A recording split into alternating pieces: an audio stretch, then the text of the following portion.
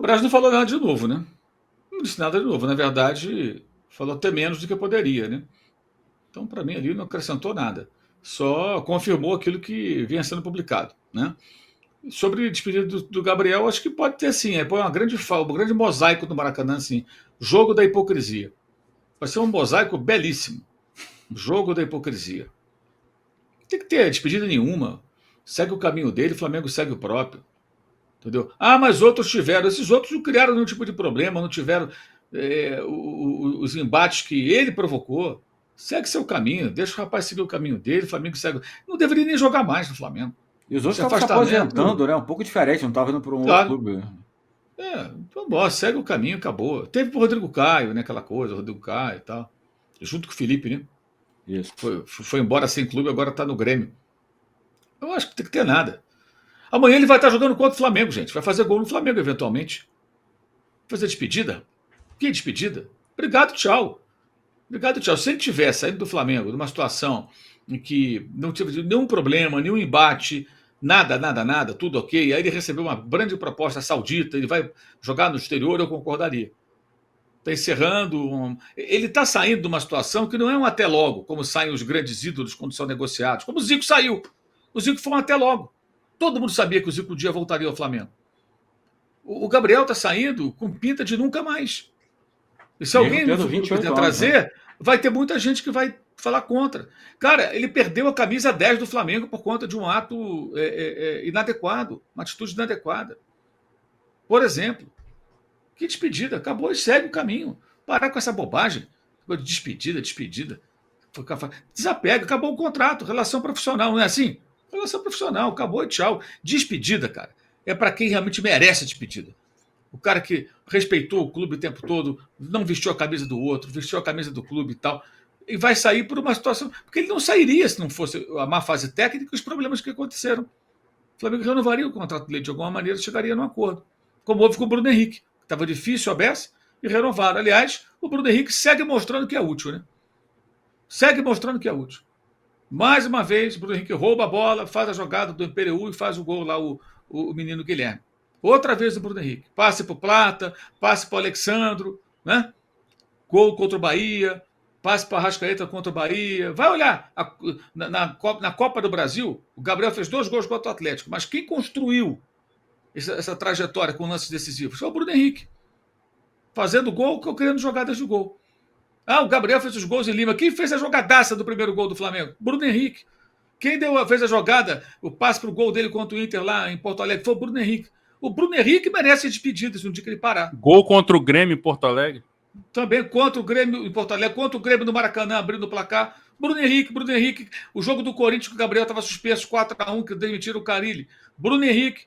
Cara, esse quando parar, quando sair do Flamengo ou parar de jogar, sou favorável a todas as despedidas. Jogadoraço, honra a camisa, não cria nenhum problema, sabe? Dá retorno. E ainda criou a frase mais sensacional de todas aí, com toda a sua simplicidade, que ele é um cara muito simples, que é o outro patamar. Não é outro patamar, é outro patamar. Tem essa peculiaridade. Genial. Então, assim, estou traçando só um paralelo, porque as pessoas falam, não, o Gabriel fez 2 gols contra o Atlético, e nem haveria aquele jogo não fossem as atuações de Bruno Henrique, que tem mais 2 anos de contrato, também achei que 3 foi muito, mas até posso mudar de ideia com relação a isso, sabe? Se ele repetir nesse ano o que ele fez, nesse ano que virá, o que ele está fazendo em 2024, dá mais um ano para ele, ele merece. Esse honra a camisa. Eu penso muito nisso, considero muito isso. Respeito ao clube, o cara que se dedica o tempo todo, não fica com egocentrismo, sabe? Teve uma lesão grave, voltou. Quando ele voltou, a gente ficou sabendo da dificuldade da recuperação, a gravidade da lesão. E continua correndo a barbaridade de criança, né? Perdeu velocidade, não. Negócio fenomenal. Tava no banco, sem reclamar, o Cebolinha era titular. Não reclama. Quem sabe, aquilo que o André falou, agora ele vai ter que jogar mais de centroavante. Quem sabe ele não se adapta realmente à função de centroavante. Né? Que, assim, quando ele entrou de centroavante, não funcionou. Mas também não vai ser uma adaptação instantânea, gente. Talvez ele consiga se adaptar. Isso pode dar uma vida mais longa. Olha, ele deu 2 passes nas costas da defesa do Cuiabá que eu nunca vi ele fazer, hein? Uma pro Ayrton Lucas e uma pro Michael. Então, ele de costas ele ainda tem dificuldade, mas quando ele domina e vira, ele tá conseguindo dar passes que ele não dava antes. Ele era o cara que recebia o passe em velocidade e agora Sim. ele já tá dando. Ele Sim. deu passe, o Mauro, que me lembrou, lógico, sem nenhuma comparação, me lembrou o Roberto Dinamite. Sim. Que ele passe nas costas da defesa que ele dava, virava de frente e dava o passe nas costas da defesa. Então é a questão da evolução do jogador. Sim, sim. E o Roberto é uma ótima referência, né, André? Porque o Roberto, para quem não sabe, o Roberto ele virou meia no final da carreira, especialmente quando surgiu o Romário. O Roberto não tinha mais aquela explosão de um centroavante goleador. Sempre fazendo a ressalva, o Roberto, para mim, é um dos jogadores mais subestimados do futebol brasileiro. O Roberto jogou pra cacete, foi um jogadoraço, e eu acho que muita gente não entendeu o tamanho do Roberto até hoje. Não vascaínos especialmente. O Roberto foi um jogador extraordinário. E ele vira o meia. O Romário botava na frente, ninguém segurava, imagina. Romário novinho, que problema, né? E ele só ali, só lançando o Romário. Tinha o Mauricinho na direita também, que era rápido pra cacete. Sim, também. Pode ser. Então, assim, o Bruno pode ser um jogador que evolua como centroavante, sabe? Treinando, trabalhando, corrigindo defeitos e tal, e ter uma vida mais longa. Eu acho que esse jogador tem que ser mais reverenciado pelo torcedor do Flamengo, sabe? Eu tenho, assim, por ele uma atenção muito especial.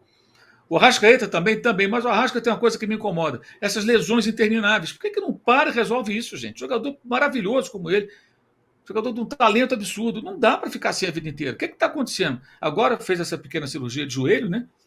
Não é nada grave, como o caso do Pedro, por exemplo. Então vamos parar, resolver tudo, que volte ano que vem numa outra condição, sabe? Para ser um jogador mais assíduo, mais regular, que ele é necessário. E o detalhe, né? Vão ficar só os três agora, né? Gerson, Arrascaeta e Bruno Henrique para o ano que vem, como remanescente de 2019. E a outra coisa, aquele gol do Gerson na seleção, vocês acham que ele chutaria se fosse do Flamengo de primeira para o gol, ou ele dominar e dar o passe para alguém? Na hora eu pensei, né? Assim, pô, jogo do Flamengo ele não chuta, cara, pô, tem que chutar sempre, pô. Tomara que esse gol dê a ele mais confiança para abrir o chuta, cara, porque ele pega bem na bola, ele tem um bom remate de média distância. Alô, tropa da S1 Live, a propaganda é a alma do negócio. Quer ver a sua marca estampada aqui diariamente na S1 Live? É só chamar agora no e-mail contato@s1live.com.